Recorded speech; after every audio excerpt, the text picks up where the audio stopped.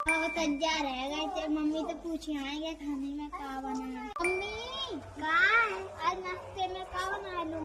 माँ का पता क्या बनाएगी? नारंगी बाजरा की रोटी चना के साथ।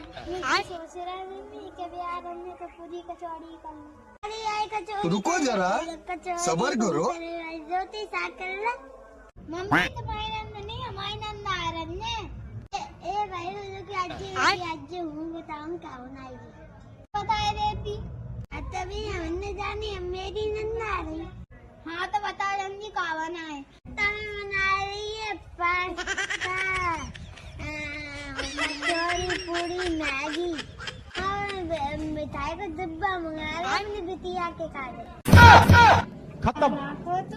हमारी नंद आए। Bye bye Tata.